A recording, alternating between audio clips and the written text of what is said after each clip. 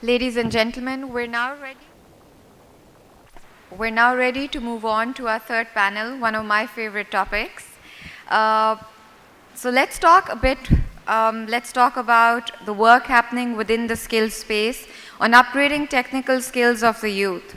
However, the industry strongly believes that it is not enough to ensure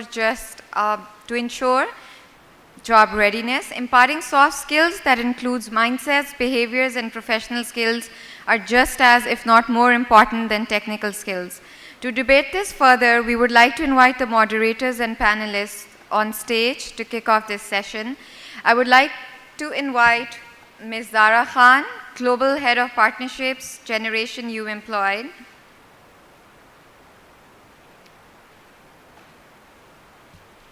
Our panelists, Mr. Shahid Mustafa, Chief Executive Officer, Telenor Microfinance Bank.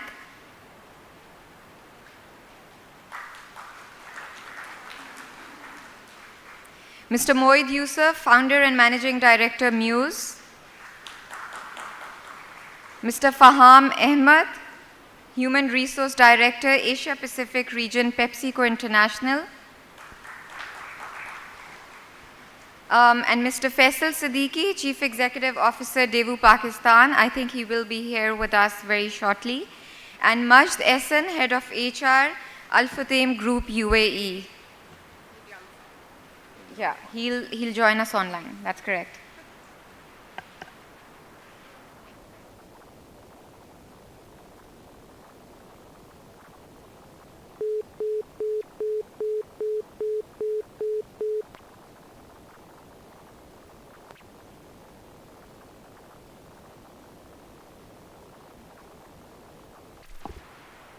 So welcome to the third panel. Hello.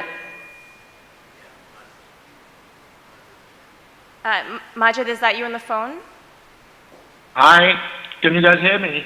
Yes, we can hear you. I'm just about to introduce the panel, and then I'll pass it to you with the first question. Okay. I can't hear you properly, but I'll try to understand. Okay, perfect. So as I was saying, welcome to the third panel. We're very excited to finally discuss this concept of soft skills that we've been hearing throughout the day in various forms. In one way or another, we've been hearing that they're important for today and arguably, possibly even more important for our future, as we heard in our first panel. And I'm joined by a fantastic set of leaders across Pakistani business to discuss job readiness, but primarily focusing on these soft skills. And just to set the stage a little bit, I want to drill down a little bit into what we mean by soft skills. So I'm going to start with a few definitions so we are all on the same page. So soft skills for us, at least at Generation, break down into three main buckets. The first is mindset. So what do we mean by mindsets? It's typically a belief. It is a way of thinking. And then behaviors. What is a behavior? A behavior is typically an action that is transferable across multiple situations. And the final and very important one is employability skills. So the set of skills that you would need to be successful across a variety of businesses and sectors. So if I put that into a real example, if I am a retail clerk and I'm in the process of bringing up a customer who is very angry because this garment he has been sold is not up to his satisfaction. My technical skill that I need in this situation includes how to operate the POS, how to understand our returns policy, and so on. The behavioral skill that I need is to have mastered includes communication, includes proactivity. I need to help the customer understand the policy, help them find a solution for their challenge. So that's the action. The belief that I need to have, the mindset, is I need to have an ownership mindset. It is my underlying belief that even though I didn't sell the garment to this person, it is my job to sort it out. And finally, the employability skills that I need to show are I showed up on time, I'm well dressed, I am well groomed, and I'm here to do my job. So from our experience in Generation across all of our global operations, these soft skills are very important. The questions on our employers' minds are, can we effectively screen for these skills? Or is the proof of the pudding just after we've hired them on the job? Can we train for these skills? Or is this an intrinsic ability that you either have or you don't have, or you have to have dealt with it way early on in the education process, and when you get a young adult, it's just too late? So now that we have Majd on the phone, I would love, Majd, if you can hear us, for you to help us frame this discussion by describing what are the mindsets, behaviors, and employability skills that you would encourage us to focus on in Pakistan for the employer context in the Gulf. Thank you very much. The market is changing, and within the Gulf, some countries have very aggressively gone for localization, and Saudi Arabia being the prime example, where labor laws has drastically changed, and whereby they are in fact implementing localization at a very fast pace. Although the local talent is not ready at the moment, but they are going ahead with that. Similarly, we are seeing these changes in other Gulf countries, whereby they want to bring local talent in the mainstream, both in government sector and private sector. Historically, the local talent preferred to join government sector for the benefits, but it is changing very rapidly. So having said that, these are the ground realities, but there are still opportunities for talent from Pakistan to impact various sectors of the industry. Finance, accounting is still a function where there is going to be demand, there is demand, and local talent is not available for that. Similarly, hotel management is another area.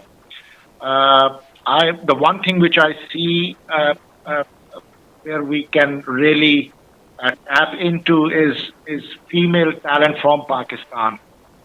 And I think there is going to be demand, and that demand is going to be generated because a lot of female local talent is coming in, and they are very ready to work with international female talent. So we need to look into that element. Another emerging trend across the Middle East is going to be e-commerce and digital retailing. And at this point in time, that talent is not available in the market. So if we can focus as focused development program whereby we can train our workforce on e-com and digital platforms, there will be a very strong demand which will happen in next 3 to 4 years.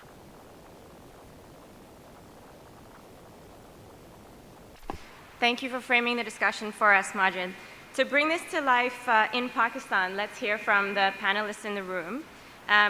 The question I have for you is, what would an ideal entry-level candidate look like for you in your sectors? And if you could paint an example of when your employees, your entry-level employees, possess these soft skills, how does that impact your business? And when they don't, how is that detrimental for your business?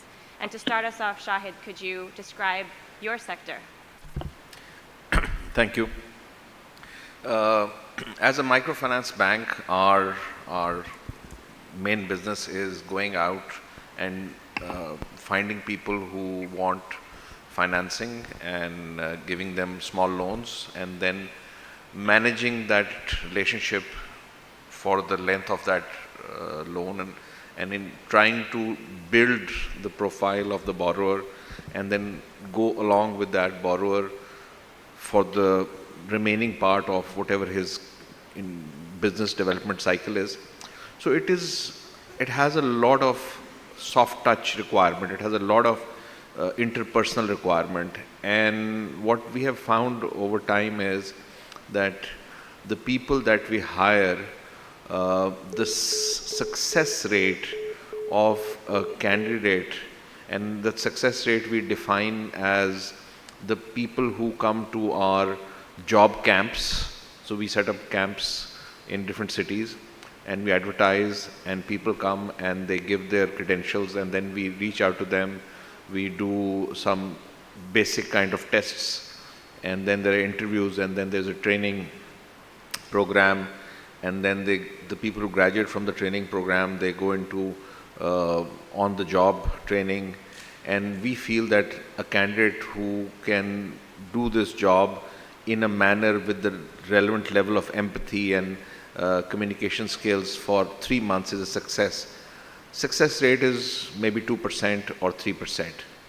So that is the level of the lack of suitable candidates there. And if I have to put my finger on it, I would say that the quality of education is not up to par. People who come with either graduate or maybe a little bit less than graduate level education certificates, we've found that usually their understanding of basic concepts of maths, their ability to write in any language, etc., is usually maybe that of a grade 7 or 8 student.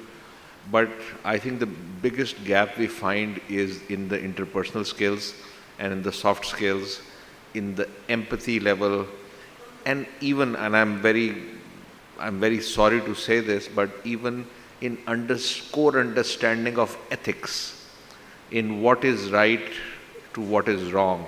There is a lot of focus on the way things look, but there's not enough focus on what it really means. So these are the gaps that we come across.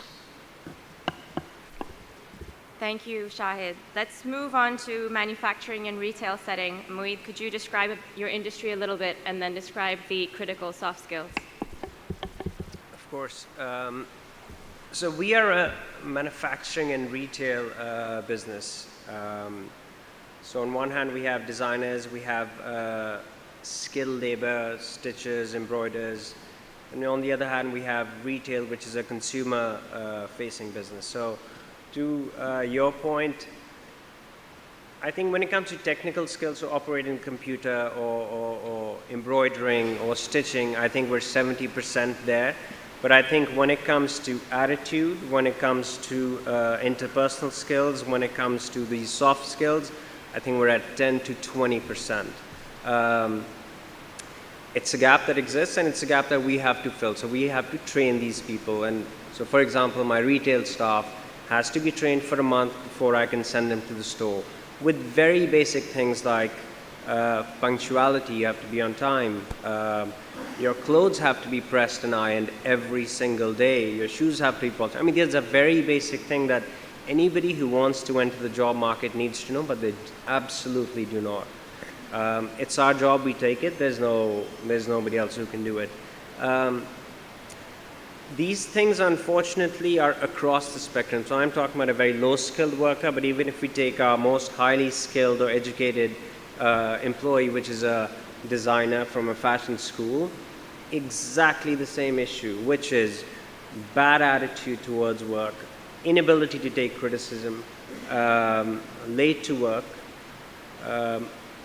often wearing the same clothes the next day. I mean, I can go on and on. Personal hygiene is a massive issue. And especially if you have to interact with them personally when they're that far away from you, it becomes a challenge. I mean, I can go on and on. One of the big issues that we face is tolerance, religious tolerance, views tolerance. Again, when you have 100 workers working, I mean, some of them, half of them are Christian, half of them Muslim. I mean, the last thing you want there is any sort of, but that happens a lot, and you need to have an absolute zero tolerance policy for that. And we have a lot of customer-facing industries here where the interpersonal skills is a little bit more intuitive. Could you drill down into your manufacturing side and describe how soft skills are important, even for your factory-level workers, along with the grooming and the punctuality? Absolutely. So let's say you have grades of factory workers. One is somebody who's a foreman, then under that you have a supervisor, under that you have the general labor. One of the most important things we have to teach them is you have to talk to the other people respectfully. The foreman thinks he can talk, in whatever language that they speak, and till we teach them, they will continue to use that language. Number one. Number two, let's say even when they come and talk to us, they don't even know how to stand. So they lean on your desk. If, God forbid, they get your WhatsApp number, I mean, you're going to get all sorts of messages, and this happens across the board. But look, there are ways to tackle it. It's not impossible, but absolutely have to train them. And we'll drill down more into how to tackle it further down in our panel, but I'd love to hear from Faham. In your industry, could you describe what are the critical mindsets and behaviors that make for a successful employee? Sure. Thank you, Zahra. Assalamu alaikum, everyone. Now, at PepsiCo, we look at two things. One is the skill set, and the second is the attitude. And what we say is that we hire for attitude and believe that we can build the skills on the job.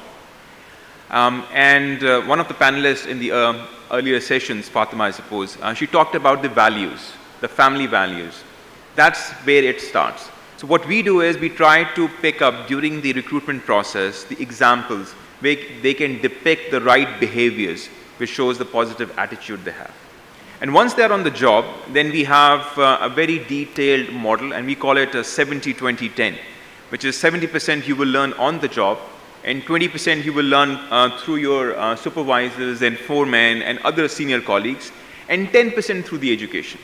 So if they need to go through a technical education, and if there is any technical advancement, we will make sure that we'll put them through. But it's the attitude which it has to be inbuilt.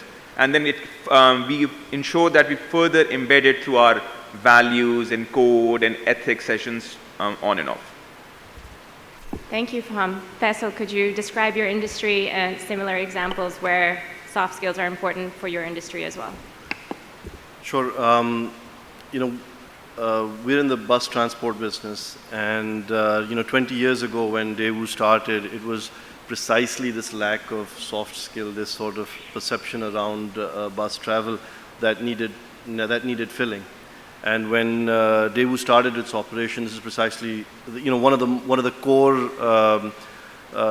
features of the service. It's service delivery, whether starting from the bus driver to the hostess to the ticketing agent. I mean, it was down to that level. I mean, that's essentially the core of our business.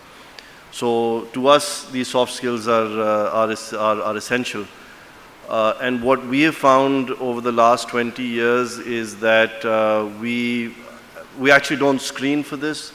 It's almost like we believe that we're going to get a lump of coal and we're going to put pressure on it and turn it as close into a diamond as possible. So our bus drivers, they go through a 40-day training. And quite frankly, from the day that they show up to when they're ready to start operating, they're completely changed people. For us, it's a challenge to get them into a shirt and a tie and a jacket, and to ensure that they do that every day. But during those 40 days, they're trained in that. Similarly, when it comes to our ticketing agents, what ends up happening is that we'll hire a number of them and then quite basically throw them in the deep end of the pool, so that if they have to experience what it's like to be on a Sunday afternoon or a Friday afternoon at Lahore Terminal, they will, they see from their other colleagues what they experience, post their training sessions, because it's very easy to try and instill those values when they're going through their training, and it's quite another thing when they actually have to face irate passengers upset about something or the other. So we, at some level we look at attitude, but quite frankly, as far as we're concerned, it's too hard to do that for our industry. What we tend to do is put people through a rigorous training session. And then we have a very strict sort of a carrot and stick policy. So the rewards and the and the punishments are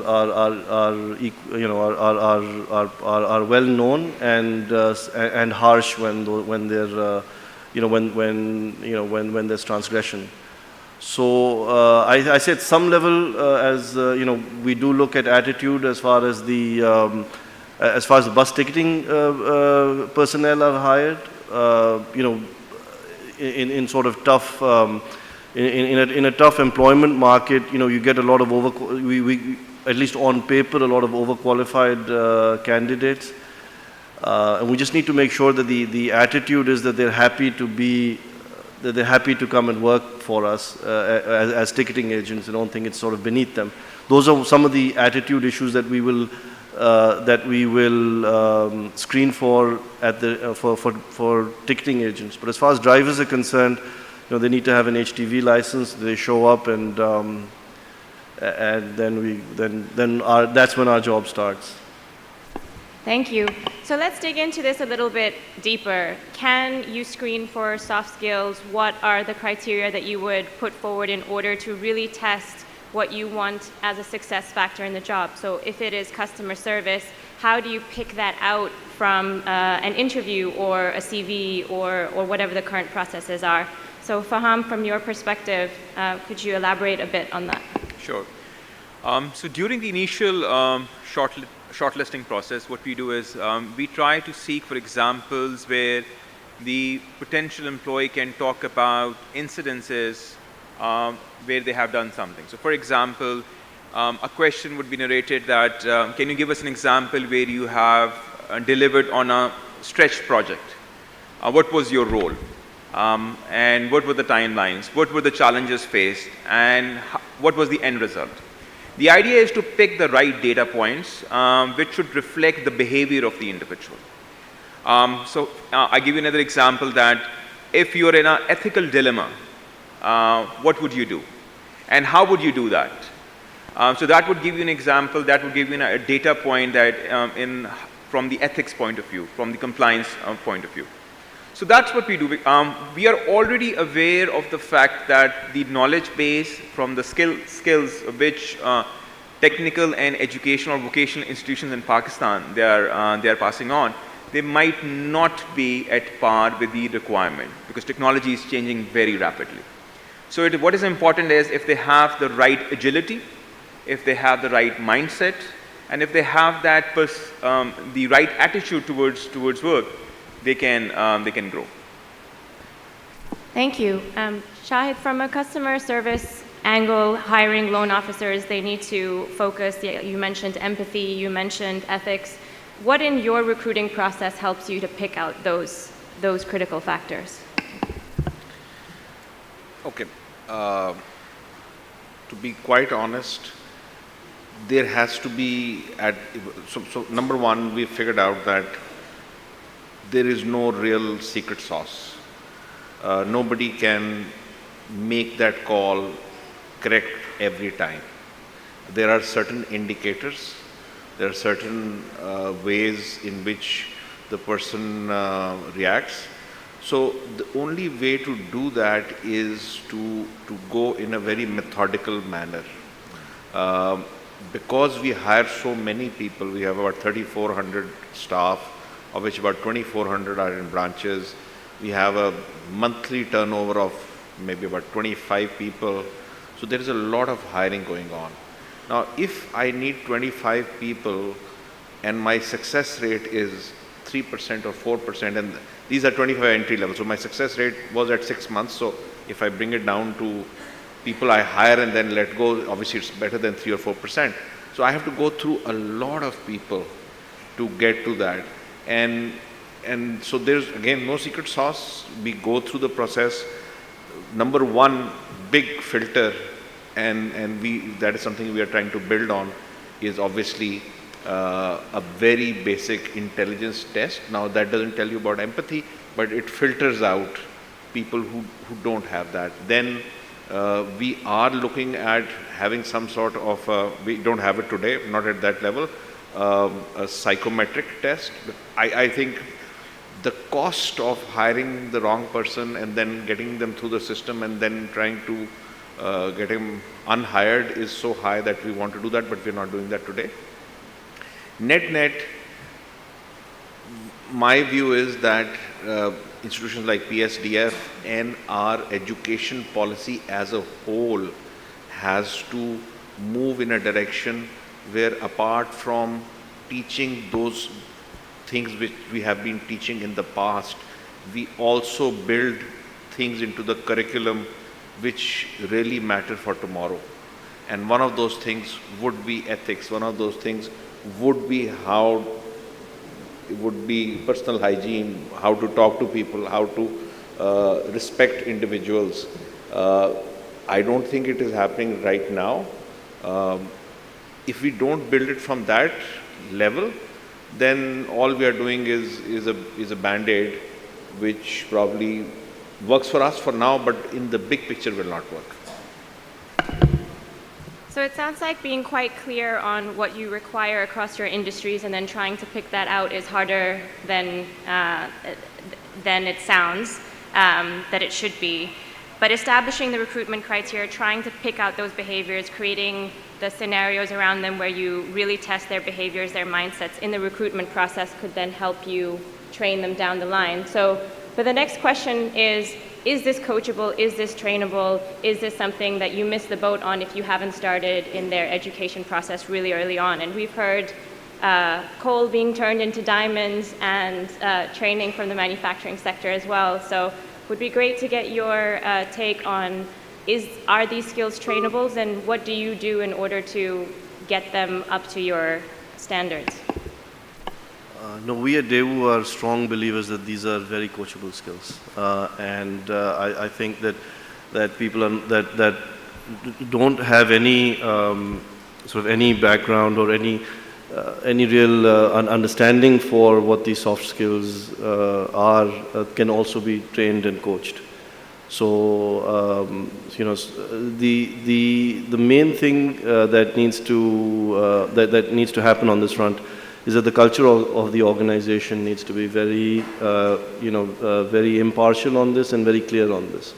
So if the importance of soft skills, which is very high for our business, is there, and the rewards and punishment are clearly defined and then followed through, then the soft skills and people are trained on them, then they understand it and then they make it a part of their psyche. So for example, if you look at the cross section of people that we hire, whether they are bus drivers or they are ticketing agents, someone being late to get home, or having some issue with their travel, it's hard for them to empathize when they've got a myriad of other problems at home, much worse than this. So it's hard for us to build that level of empathy on that front. But if it's clear that this is part of your KPIs and that you will be assessed on this, you will be rewarded or punished on this, then it comes through. It's very coachable, in our opinion. Moeed, anything different to add? Yeah, absolutely. I mean, I think to your point, have we missed the boat when they haven't been trained in school? Absolutely. But I think to Faisal's point, I don't have an alternative. I have to. But what it does is it diverts very expensive resources to training for skills that are very basic. It's like buying a backup generator because the government can't give me electricity, So I have to do it. It absolutely can be done. Give me a person for a month and there'll be a new person. But absolutely it should be done in school, in college, wherever.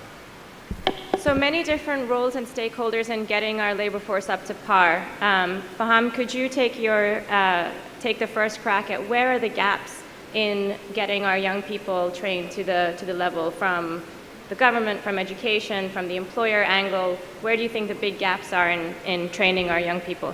Sure. I think one area where we all need to work together is to create the right ecosystem. And it starts from the institutions, from the education institutions, where they need to understand the demand side, and then they need to prepare the graduating class to ensure that they meet that demand. That's one. Second, once they are with the employer, it's employer's responsibility to create that ecosystem. For example, if the plan is to have female talent on board, then you have to create that environment where you can attract, develop, and retain female talent. You should have in place, for example, daycare facility, extended maternity leave policies, sabbatical policies, flexible working hours. And if you're not in a role which requires 100% customer interface, then maybe a flex place or flex location kind of an opportunity. So I think everyone has to create that ecosystem around in their own area of responsibility. That would help us nurture our talent. Shahid, anything to add? Okay, I'd like to add to that. Very important point about women in the workforce. And first of all, I'm happy to tell you that we as a microfinance bank are probably one of the few institutions in Pakistan which are offering a 6-month maternity leave, which can then be extended to a leave without pay further if necessary. We have a mandatory allowance for childcare at all levels, and we have allowance for travel assistance for all the female staffs who are not eligible for a bank car. That adds a lot of cost. 6 months of maternity leave is 6 months of paying salary and hiring somebody else as well. So why do we do that? And the reason is very simple. The quality of empathy, work quality, professionalism, honesty, every metric is women are way ahead. And so today we are only about 20% of the staff is women, but we are building these incentives because we figured out that they are much stronger corporate citizens. They are much longer term players. They look at the longer value and not the paycheck 10% increase. So we are building that. And for that, as an organization, we are building a very safe space. We are trying to build a very safe space. And my advice to everybody is that this is a very, very important initiative and that it will pay for itself. So it makes business sense and it also makes ethical sense. Great. I just want to check if we still have Majd on the phone from Ma? No? Okay. All right, then Moeed, I'd request you to jump in from the Middle East perspective since you have some exposure with your exports. If you were to imagine lifting your workforce and taking it to the Gulf, what do you think the biggest gaps are that we should work on the young people? I think they're going to face some of the same issues that we face over here. I think punctuality is a big one, a sense of responsibility that, look, my job is important, my position is important, and if I don't show up, my task will not be done. I mean, these are things that, we really have to drill down with kids over here. Personal hygiene, again, that's very, very difficult. I mean, I'll give you an example. So you take two airlines, you take Emirates and you take Qatar Airlines. They're very much on par in terms of the planes they have, in terms of the entertainment systems. But I think if you look closely, and we do, it's what I do. I think the way the Emirates staff dresses, the way their clothes are pressed compared to, say, Qatar. I mean, notice this the next time. There's a huge difference. And these are probably, they have world-class trainers. So, I mean, these are really things you have to continue to work on. And you'll see that's why Emirates has a bigger proportion of European staff too. Somebody was talking about earlier in that space. So I don't know if it's a cultural thing or what. That's a big issue. I think those are probably my two biggest concerns. All right, so we've heard that soft skills are important, they're worth investing in, they can be invested in at various different points. Everybody has a role, including the employers. So let's move into solution space, and you have a room full of people that you can also make asks from as employers. So if I could request one by one, what is the one thing that you do that you could share with us that works really well to get your youth, your labor force skilled in soft skills? And what is the one request you'd make from someone in the room to improve that for our future? So we'll start in reverse order. Faisal.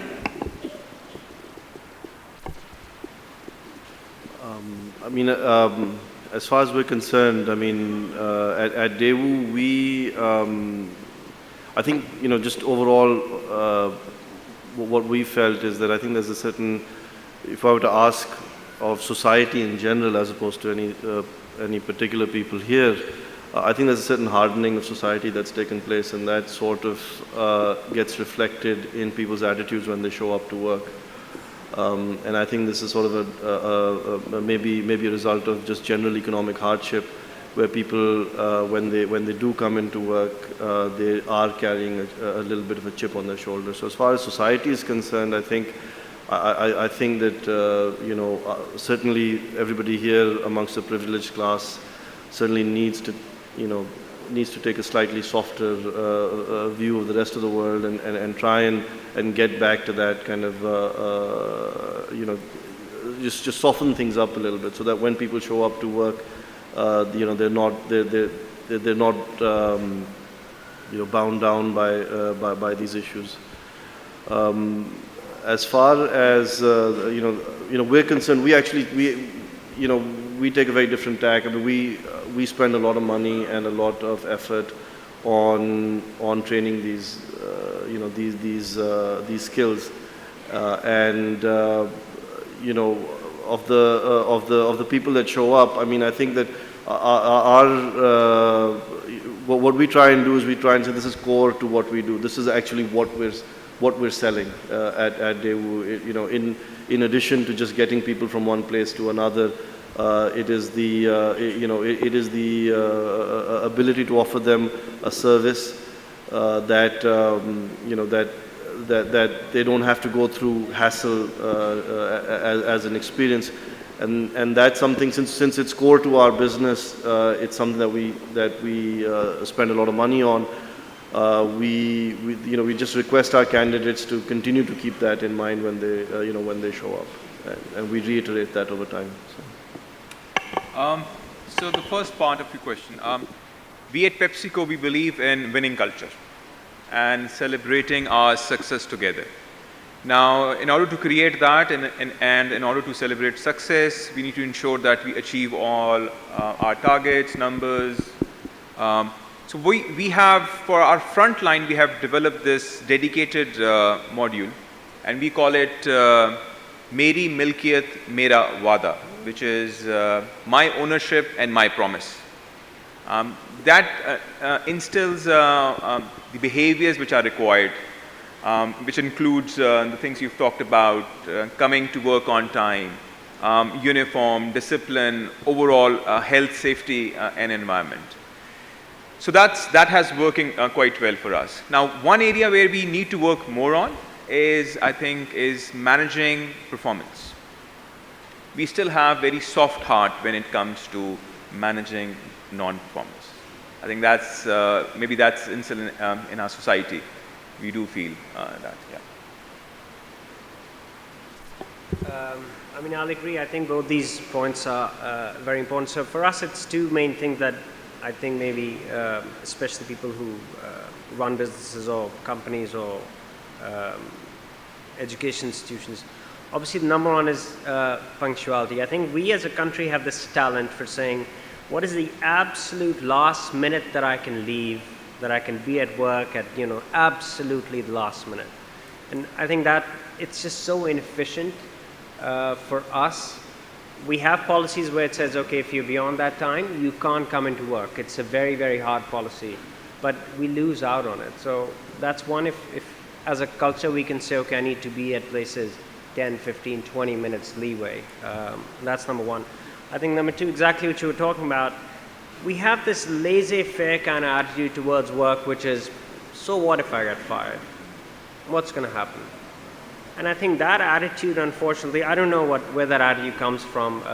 Pride in work, obviously, is one.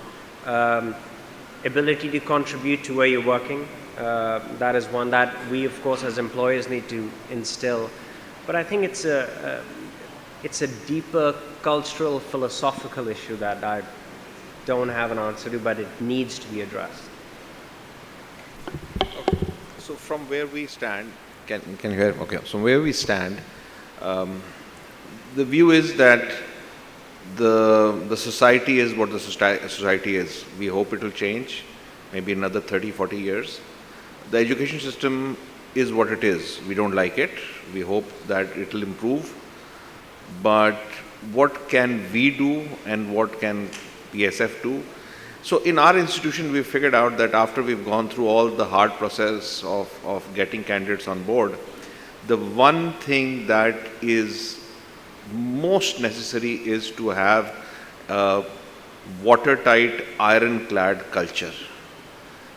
What is acceptable and what is not acceptable. What is not acceptable is not acceptable for anybody at all, at any level.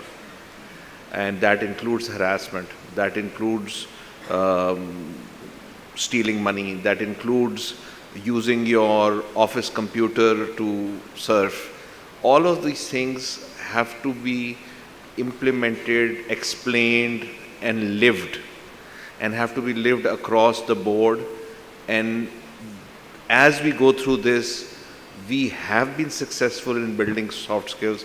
We've also been unsuccessful, but this is the single best tool that we have to build a business that we can sustain, that we can grow, that we can predict, is that our culture and our values are so clear that nobody can come and say, oh, I didn't know about this.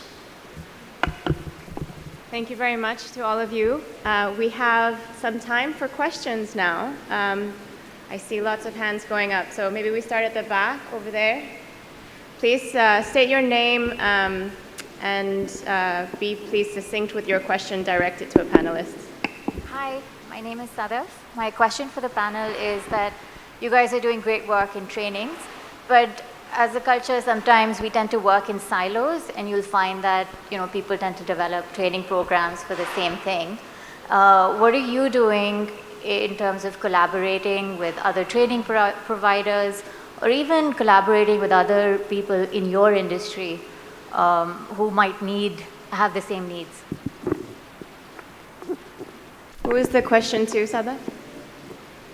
The panel as a whole. Anyone want to take that? I can start. So what we do is at PepsiCo, we call it community of practices, where we share best practices. So we do have forums, and the idea is that, as you have rightly pointed out, that somebody else might have done something, so that it's best to lift and shift, rather develop a wheel from the scratch. So we do this at our end.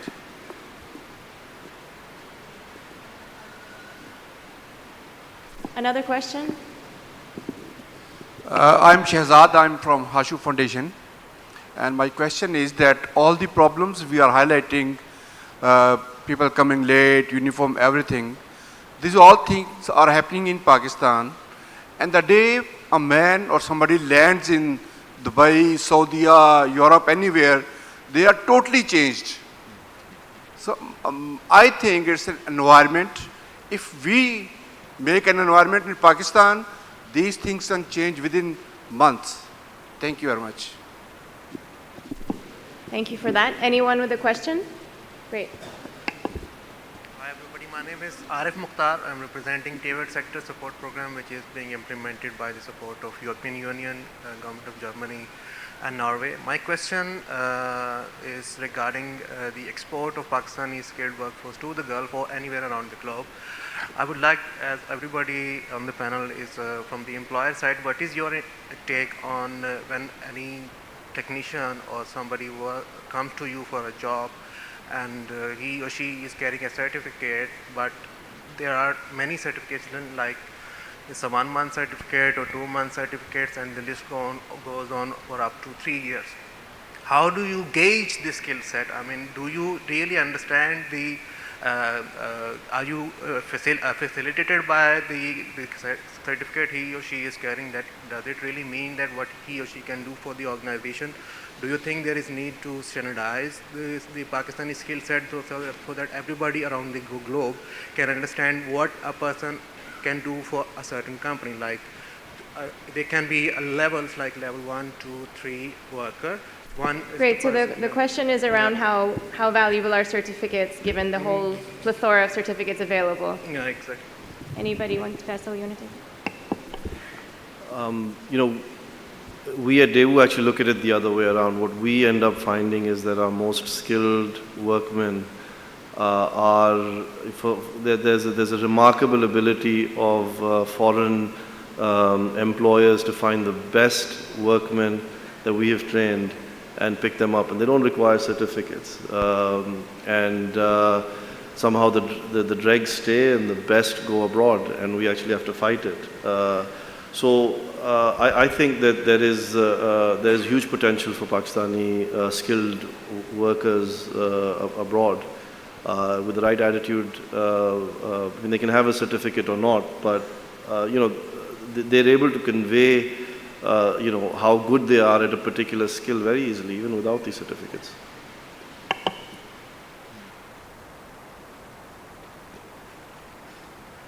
And for questions, thank you very much to all our panelists.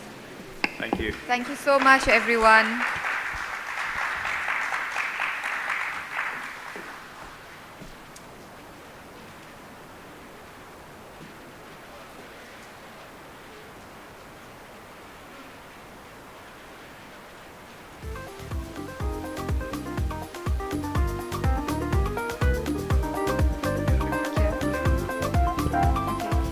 Can everyone get together for the group photo, please?